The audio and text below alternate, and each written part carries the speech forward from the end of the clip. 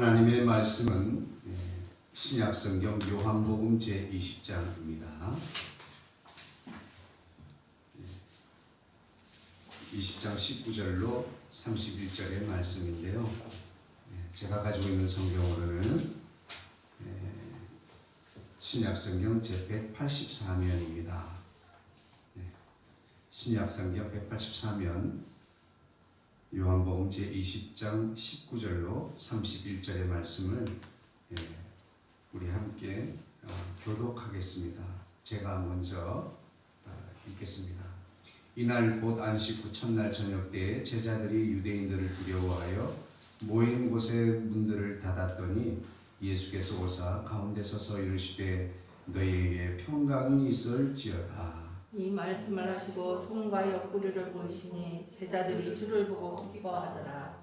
예수께서 또 이르시되 너희에게 평강이 있을지어다. 아버지께서 나를 보내신 것 같이 나도 너희를 보내노라. 이 말씀을 하시고 그들을 향하사 숨을 내쉬며 이르되 성령을 받으라. 너희가 누구의 죄든지 사하면 사하여질 것이요 누구의 죄든지 그대로 두면 그대로 있으리라 하시니라. 12 제자 중에 하나로서 디두모라 불리는 도마는 예수께서 오셨을 때에 함께 있지 아니한 자라. 다른 제자들이 그에게 이르되 우리가 주를 보았노라 하니 도마가 이르되 내가 그의 손에 못자국을 보며 내 손가락을 그 못자국에 넣으며 내 손을 그 옆구리에 넣어보지 않고는 믿지 아니하겠노라 하니라. 여드레를 지나서 제자들이 다시 집 안에 있을 때에 도마도 함께 있고 문들이 닫혔는데 예수께서 오사 가운데 서서 이르시되 너희에게 평강이 있을지어다 하시고 도마에게 이르시되 내 손가락을 이리 내밀어 내 손을 보고 내 손을 내밀어 내 옆구리에 넣어보라. 그리하여 믿음 없는 자가 되지 말고 믿는 자가 되라. 도마가 대답하여 이르되 나의 주님이시요 나의 하나님이시니이다. 예수께서 이르시되 너는 나를 본고로 믿느냐? 보지 못하고 믿는 자들은 복되도다 하시니라. 예수께서 제자들 앞에서 이 책에 기록되지 아니한 다른 표적도 많이 행하셨으나 다같이 오직 이것을 기록함은 너희로 예수께서 하나님의 아들 그리스도이심을 믿게 하려 하며 또 너희로 믿고 그 이름을 힘입어 생명을 얻게 하려 함이니라. 아멘. 아멘. 오늘 또 특별히 이렇게 현장에 우리 또 권사님, 집사님 나오셔서 함께 예배드리니까 더 큰 은혜와 또 은총이 임하게 될 줄로 믿습니다. 네. 우리 서로 인사하겠습니다. 사랑합니다. 사랑합니다. 네, 더 행복하소서. 더 행복하소서. 그 일은 잘 될 될 것입니다. 것입니다. 네. 네. 우리 강명숙 권사님, 또 최순희 집사님께서 또 함께 자리해주고 계십니다. 같은 은혜가 임하게 될 줄로 믿습니다. 아멘. 이제 안식 후 첫날 예수님께서 부활하셨죠. 우리가 왜 안식일을 지키지 않고 기독교인들은 주일날 예배를 드리냐, 주일을 지키냐 그러면서 따지는 사람들이 가끔 있어요. 뭐 하나님의 교회를 섬기는 사람들, 또 이 예수 재림 교회를 섬기는 사람들, 이런 사람들이 있는데 중요한 것은 이제 온전한 것이 오면 불완전한 것들을 넘어서 온전한 것을 쫓아가게 되는 거죠. 아멘. 우리는 예수 그리스도를 힘입어 구원에 이르게 되기 때문에 우리는 예수님이 부활하신 날을 모이게 된 거예요. 그러니까 이 주일을 지키려고 된 것이 아니라 제자들이 모인 이 날이 지금 안식 후 첫날 주일이었어요. 지금 1절에 뭐라고 그러고 있어요? 안식 후 첫날에 제자들이 지금 이 안식 후 첫날 막달라 마리아가 무덤을 갔더니 무덤이 비어 있는 거예요. 우리가 그런 사실 알고 있죠. 아멘. 그래서 이 베드로와 그 다른 제자들한테 막 뛰어가서 우리 선생님의 시체가 없어졌다고 막 그랬더니 성질 급한 베드로와 또 그 몇몇 제자들이 막 뛰어가서 봤습니다. 진짜 가서 보니까 어떻게 됐어요? 무덤은 비어 있고 세마포가 머리 곁에 잘 개어져 있고, 또 머리에 썼던 수건 세마포와 함께 있지 않고 또 딴 곳에 썼던 대로 놓여 있더라 이렇게 되어 있어요. 그리고 나서 이들은 집으로 두 제자가 보고 왔는데 자기들의 집으로 돌아갔다 그랬어요. 근데 재밌는 건 참 여자들이 독해요. 그 다음 절에 보면 마리아는 뭐예요? 무덤 밖에 서서 안 가고 집에 안 가고 울고 서 있는 거예요. 하고 있는 거예요. 그러니까 남자들은 무덤에 시체가 없어졌어도 배는 고프니까 밥 먹어야, 날 새는데 밥 먹어야 되고 피곤하니까 집에 가야 되고 뭐 어떻게 없어졌는데 밤새 하루 종일 찾아다닐 수도 없고 일단 가서 집에 밥 먹어야 된다. 이게 남자들의 생각이죠. 근데 여자들은 어떻게 합니까? 무덤 밖에 서서 계속 그 슬픔에 젖어서 울고 있습니다. 그때 그렇게 정말 이 주님으로 인한 슬픔을 가지고 있을 때 천사를 만나게 되는 것을 경험하죠. 두 천사가 나타났어요. 여러분, 부흥사 그런 이야기 했습니다. 믿음이 없으면 의리라고 있으나 이게 보니까 지금 이 여자들 믿음이 없어요. 예수님이 그냥 죽은 것, 끝난 것으로 생각하는 거예요. 이분들은 지금 예수님 부활했다는 생각은 꿈에도 못하고 뒤에 성경에도 보면 이 13절 이후에 보면 그렇게 말해요. 이 사람들은 몰랐어요. 무슨 일인지 이걸 나중에도 몰라요. 이 당시에는. 그래가지고 지금 계속해서 마리아는 그럼에도 불구하고 무덤을 떠나지 않고 울고 있습니다. 의리는 남자보다 여자들이 더 의리가 있어요. 남자들은 사실 의리가 없어요. 소리만 요란하지 의리는 여자들이 의리가 있어요. 그래서 울면서 막 무덤 안을 그러면서 바깥에 서 있다가 차마 자기는 못 들여다보다가 이제 자기가 이제 베드로와 제자들이 가고 나서 안을 들여다보게 됩니다. 봤더니 그게 흰옷 입은 두 천사가 있는 거예요. 세상에. 여러분 의리가 있으면 천사까지 볼 수 있어요. 예수의 시체가 누웠던 곳에 하나는 머리편에 하나는 발 앞에 이렇게 있는 겁니다. 천사가 물어봅니다. 어찌하여 이렇게 우느냐? 사람들이 우리 주님을 옮겨다가 어디든지 내가 몰라요. 찾게 도와주세요. 그럽니다. 그때 예수님께서 뒤에서 마리아를 부르죠. 그냥 이 동산을 지키는 동산지기인 줄 알고 당신이 옮겼으면 내가 가져가겠습니다 라고 요청을 하게 됩니다. 그때 예수께서 마리아야 하시거늘 그 목소리는 다정하게 늘 마리아를 부르던 그 사랑의 음성을 듣고 마리아가 도리어 히브리 말로 라보니라고 했습니다. 그제서야 마리아는 막달라 마리아, 이 그냥 마리아가 아니고 막달라 마리아예요. 예. 예수님의 어머니도 마리아였죠. 예. 막달라 마리아. 예. 이 막달라 마리아가 의리가 있었던 것 같아요. 예수님께서 집에 왔을 때도 음식 장만하려고 얼마나 난리를. 그러니까 이분은 믿음으로 일을 했다기보다도 의리로 하시는 분이에요. 우리 동생을 살려줬으니, 오빠를 살려줬으니 얼마나 감사하냐고. 그래서 그냥 불이 나게 음식을 주고 예수님 오신다는데 뭐 얼굴도 못 내밀고 막 음식 장만하느라고 정신이 없는 거예요. 그런데 마리아는, 동생 마리아는 예수님 발 밑에 이렇게 앉아있으니까 약이 올라가시고 지금 바빠 죽겠는데 빨리 와서 도와주시다고 그랬다는 얘기를 우리 잘 알잖아요. 어쨌든 이 막달라 마리아는 굉장히 적극적이고 그리고 이 좀 뭐랄까 활동성이 있는 적극적인 그런 여성이었던 것 같습니다. 그래서 그 길로 다른 사람들 집에 갔는데 안 가고 제자들이 모여 있는 곳으로 가서 내가 주님을 보았다라고 1호 증인이 되게 됩니다. 내가 주님을 보았다. 내가 주를 만났다. 우리 옛날에 칸타타 많이 하면 이 1호 증인이 바로 이 여인은 내가 주를 보았네. 내가 주를 보았다.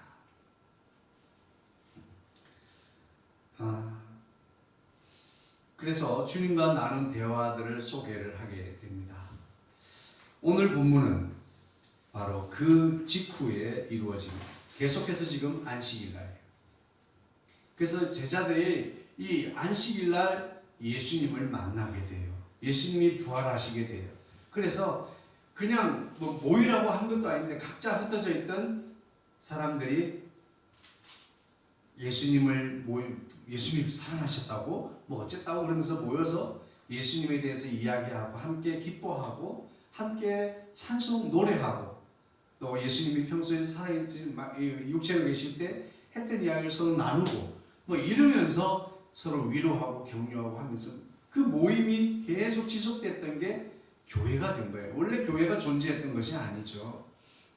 예수님이 부활하신 것을 기념하는 그날이 안식구 첫날이었는데 그날 모였는데 또 그 다음에 또 그 다음날 모여 그날을 계속 기념해서 모이다 보니까 주일 예배를 우리가 이 주일을 지키게 된 겁니다. 그래서 우리 크리스찬에게 이 주일은 매주가 작은 부활절이에요. 아멘. 그렇습니다. 우리 매주가 작은 부활절입니다. 그럼 1년에 부활절이 왜 필요합니까? 사람들이 기억이 희미해지거든요. 이 부활신앙이 막 사라지고 잊어먹어져 갈 때 좀 1년에 한 번씩 이 사순절 기간 동안 십자가를 기억하고 하면서 다시 한번 우리 십자가 신앙과 부활신앙을 회복할 수 있도록 그런 기회를 만들도록 그렇게 사이클을 만들어 놓은 거죠. 이것을 좋게 긍정적으로 우리 신앙에 유익하도록 도움을 받을 수 있는 저와 여러분이 되면 좋겠습니다. 자, 이제 그렇게 해서 오늘 19절이 이날 곧 안식 후 첫날 지금 뭐라고 그래요? 언제라고 그래요? 이날 곧 안식 후 첫날 저녁. 그 밤 저녁이에요. 그 밤 저녁에 다들 각자 집에 돌아가 있던 사람들이 그 한 방에 모였어요. 모르는 거야? 모르는 거야? 막 달란 말이야. 충격이 너무 심한 거 아니야? 막 이러면서 막 모여 있었어요. 그러면서 이런저런 이야기를 하는데 그 순간에도 너무 무서워서 문을 잠그고 있었다라고 표현을 하고 있습니다.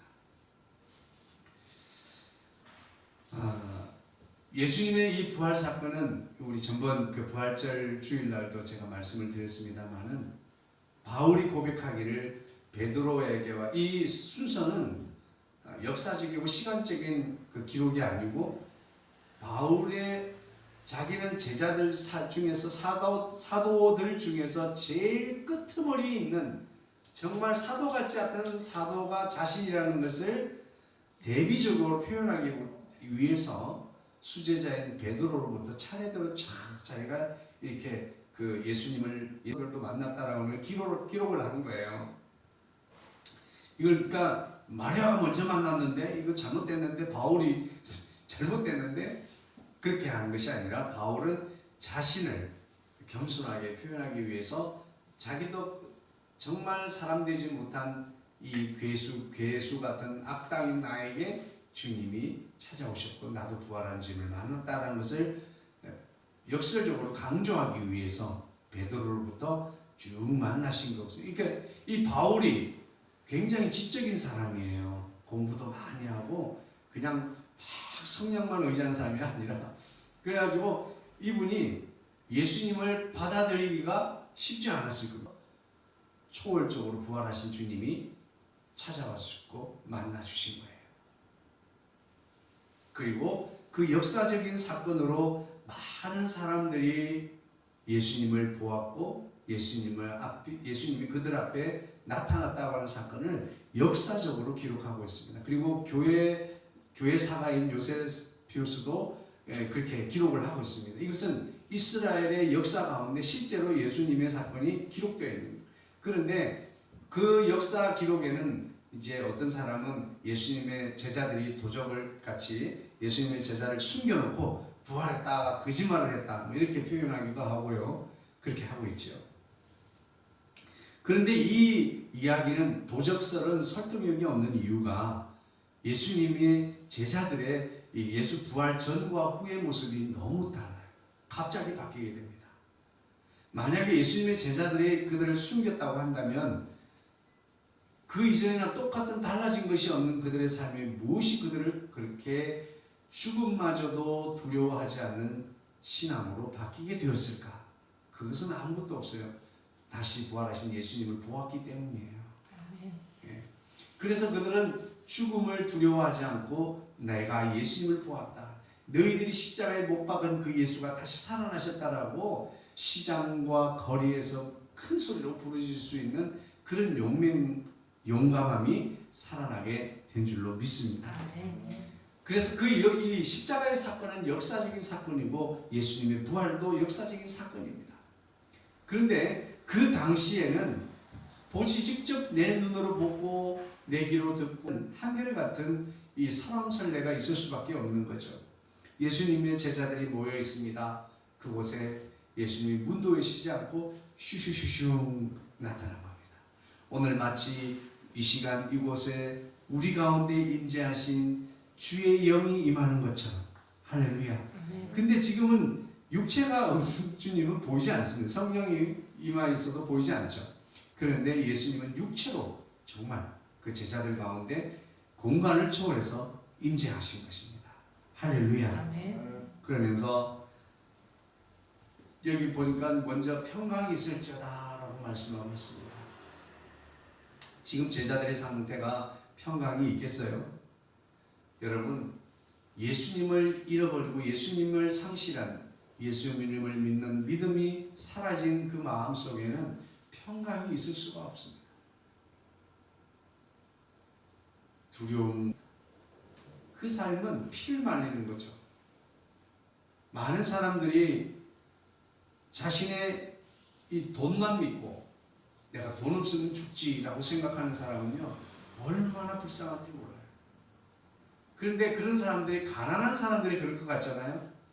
제가 경험한 많은 부자들이, 여러분이 생각하는 부자들보다 내가 정말 돈 많은 사람들을 많이 사귀어봤는데, 그 사람들은요 정말 돈이 떨어지면 사시나무 떨듯이 떱니다.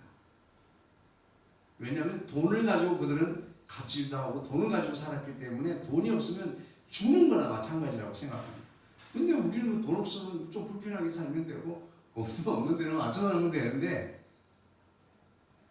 그렇게 돈이 신앙이 된 사람들은 돈 없으면 죽는 거죠. 그런데 우리는 돈으로 사는 것이 아니라 예수 그리스도, 십자가에 죽으시고 부활하신 예수님으로 살게 되는 줄로 믿습니다. 오늘 주님은 제자들 가운데 찾아오셨습니다. 저는 예수님께서 왜 찾아오셨을까 생각해 봤어요. 첫 번째는 예수님이 약속을 하셨거든요.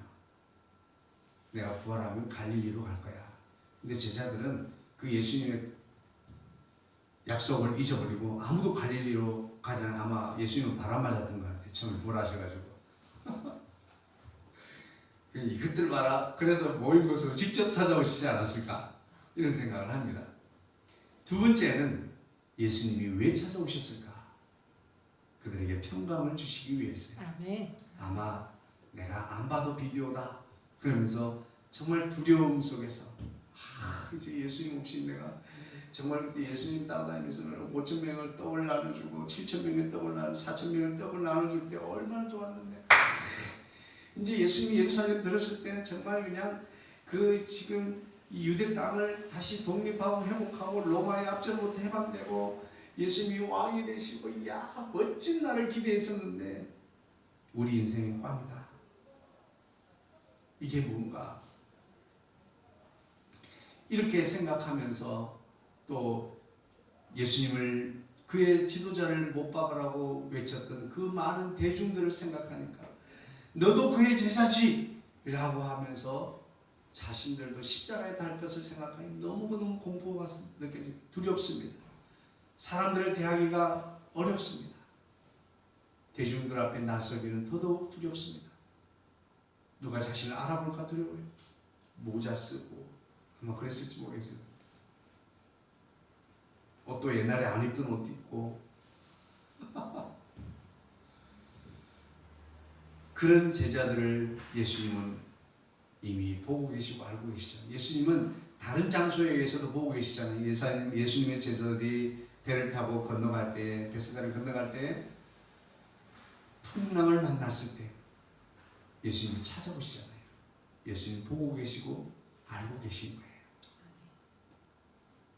그 예수님께서 지금 이 한 방에 모여서 분명히 부활하신 예수님을 만났다는 막달라 마리아의 복음을 들었음에도 불구하고 그들은 여전히 두려움의 문을 걸어 잠그고 있습니다. 예수님께서 부활하셔서 제자들에게 찾아오시는 이유, 할렐루야. 아멘. 오늘 이 시간에도 저와 여러분에게 평강을 주시기를 주의 이름으로 축복합니다. 아멘. 오늘도 주님께서 우리에게 평강을 주십니다. 아멘. 주님을 신뢰하고 의지하는 모든 자들에게 평강을 주셨습니다. 그리고 두 번째가 평강을 주기 위해 예수님이 왜 제자들에게 찾아오셨을까? 갈릴리에서 바람까지 맞힌 그들을 왜 찾아오셨을까? 그 이유는 다름이 아니라 당신을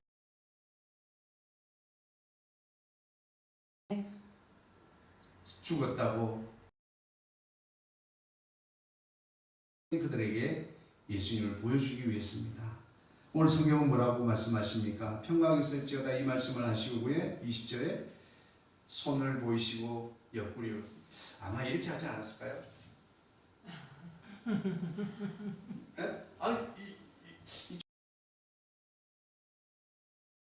네, 어쨌든 이렇게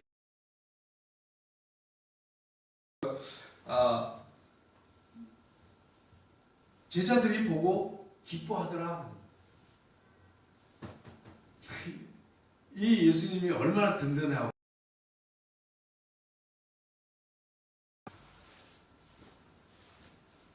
다시 한번 예수님께서 평강이 있을지어다 라고 말씀하고 있습니다. 오늘 주님께서 왜 부활하신 주님께서 제자들에게 찾아왔을까? 평강을 주시기 위해서입니다. 그들에게 평강을 주시기 위해 두려움과 근심과 염려뿐입니다. 평강이 없어요.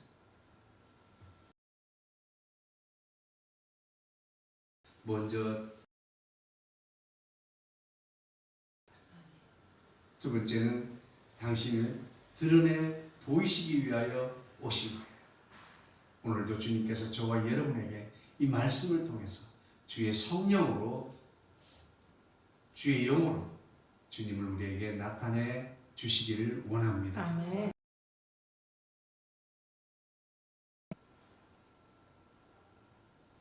네 번째는 왜 찾아오셨을까? 주님께서 왜 찾아오셨을까? 세 번째는 아버지께서 나를 보내신 것 같아. 한마디로 요약하면 그들을 보내기 위해서예요. 아멘. 보내기 위하여 그들에게 평강을 주시고 그들에게 당신을 보여주신 거예요.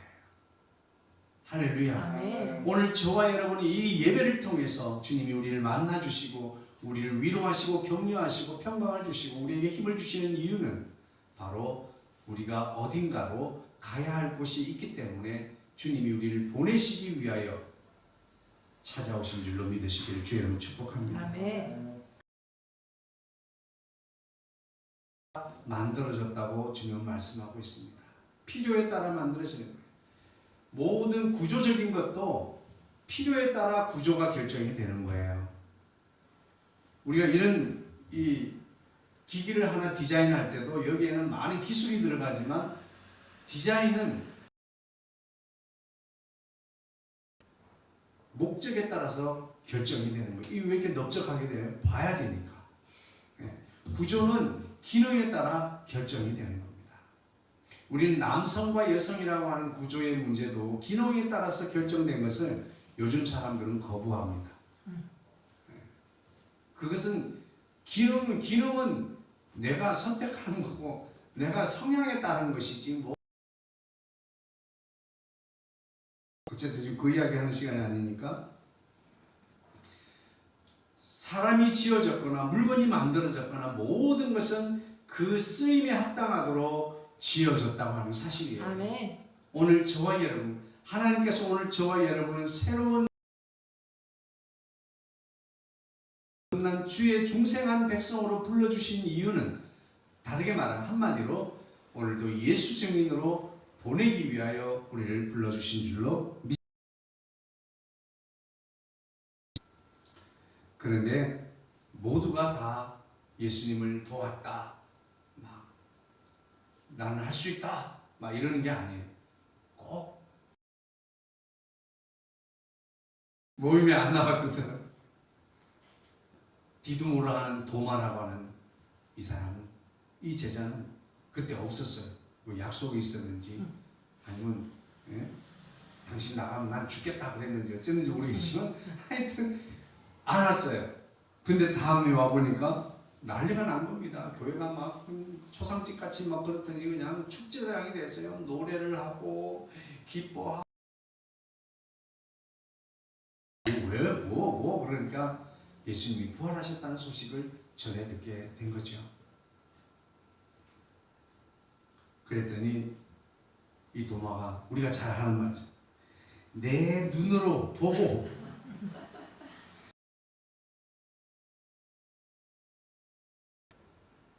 내 그 옆구리에 손을 넣어보지 않고는 내가 믿지 못하겠다.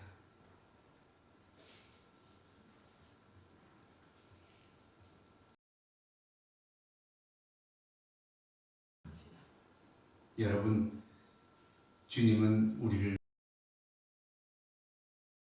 끊임없이 우리를 기다리시는 주님. 그분의 사랑을 생각하면 정말 우리는 저는 이 가슴 왜 단어가 하나가 다 있잖아요. 사람들이 울컥하는 단어가 저는 기다리시는 하나님 하면 이게 뭔가 확 코끝이 찡하고 울컥해요.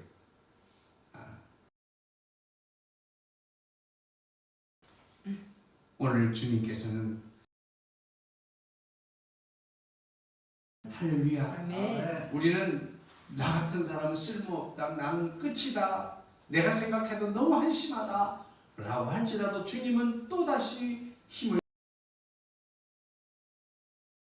계시며 일으키셨던 것처럼 그래서 다시 찾아주시는 분이 주님이십니다. 아멘.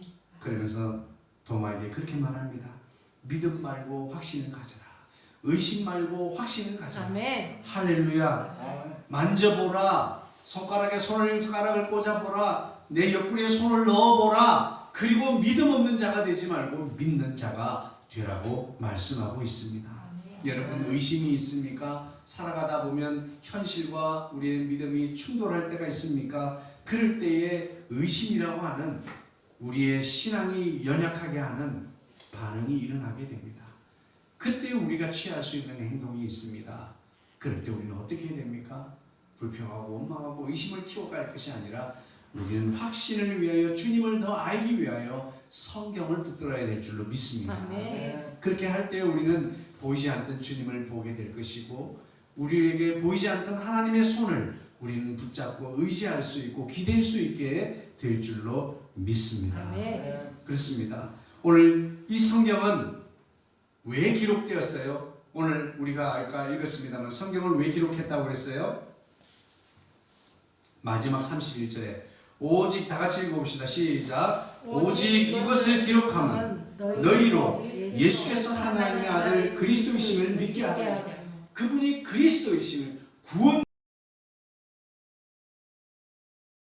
그 믿게 하는, 그럼 믿어서 어떻게 하는, 이 말은 무슨 말인가 하면 너희 믿고 예수 영접하고 힘입으라는 죄의 사함을 받고 라고 하는 거예요. 아멘. 할렐루야. 아멘. 이것은 그 당시 그곳에 있던 사람들이 아니라 이후에 다음 세대에 믿게 될 저와 여러분들 그리고 우리를 기록되었다. 성경의 기록 목적을 분명하게 요한은 밝히고 있습니다. 아멘. 이것도 마찬가지입니다. 그들 보았잖아. 내가 그 봤으면 진짜 나도 목숨 건다 내가 진짜. 근데 그렇지 않습니다. 너희는 본 거로 믿느냐? 보지 않고 믿는 자들이 복되도다. 할렐루야. 아멘. 저와 여러분이 복덩어리예요. 아멘. 저와 여러분이 복덩어리라니까요. 이렇게 제자들처럼 목숨 내놓아야 되는 상황 아니잖아요. 지금은 누구든지 믿고 영접하고 그 이름을 힘입어 예수께로 십자가의 영생을 얻게 된 것, 이게 얼마나 큰 복입니까? 오늘 말씀을 정리하겠습니다. 모든 것에는 이유가 있고 모든 것에는 목적이 있습니다. 모든 무덤에는 저마다의 이유가 있어요. 다르게 말하면 모든 출생자는 다 이유가 있고 목적이 있어요. 거듭난 저와 여러분 한 사람 한 사람을 불러내신 예수 그리스도의 목적이 있습니다. 이 세상에 목적 없이 방황하며 사는 인생이 가장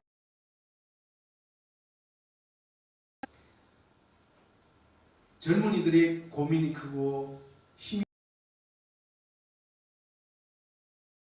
나는 왜 살아야 하는가라고 하는 목적이 없기 때문에 저는 그 목적이 없이 살아갈 때는 아버지가 되게 원망스러웠어요. 자루로 일제시대 때 일본에서 건너올 때 자루로 돈다발을 꾹꾹 눌러서 담아가지고 왔다는데 나는 태어나니까 찢어지게 가난한 집이더라. 비 맞고 총선 들면서 그런 생각 얼마나 했는지 몰라요.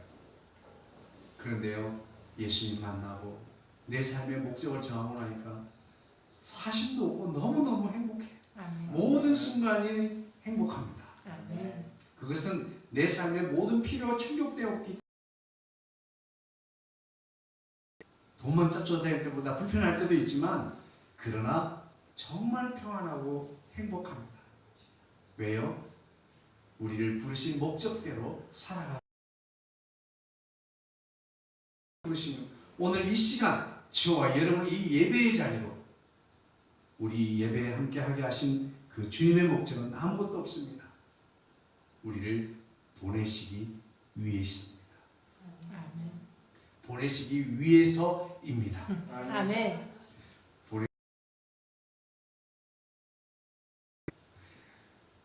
오늘 마지막 성경을 보세요. 이 책에 기록되지 아니한 많은 표적도 행했다. 우리는 성경에 기록된 표적들을 그 중에 하나라도 내가 봤으면 난 정말 절대 변하지 않아요. 저 이런 표적 봤어요. 제가 대구에서 청년 시절 우리 최순희 집사님도 계십니다만 청년 시절에 그때는 외국인 목사님들이 이렇게 초청을 많이 했는 몰라요. 와 진짜 이거 이 뭡니까?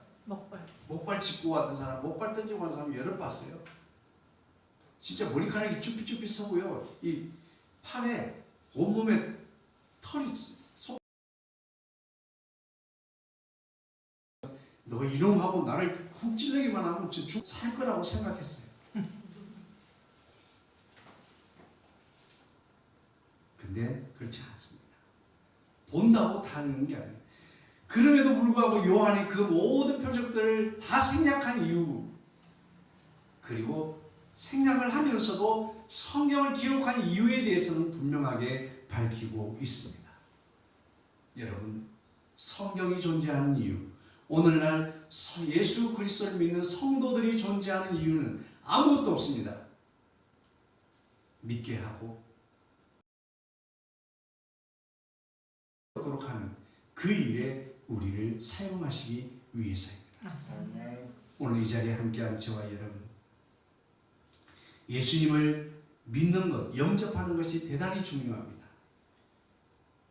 예수님을 나의 구주, 나의 하나의 주인으로, 주님이 가라 하면 가고 주님이 멈추라 하면 멈추겠습니다라고 하는 그런 주님을 영접하는 저와 여러분 되길 주의로 축복합니다. 그리고 정말 이제는 내가 이전에는 죄 많은 악한 죽음마땅한 죄인이었지만 오늘도 여전히 나는 죄 가운데 살고 있지만 나는 죄 사함 받은 죄인이다 라고 하는 사실을 믿으시길. 죄인입니다. 나는 여전히 죄인이라 하지 않아요. 의인이라고 하십니다. 아멘. 근데 우리끼리 볼 때는 여전히 보니까 죄인이에요. 그러면 뭐라고 그래야 돼요? 나는 죄 사함 받은 죄인. 아멘.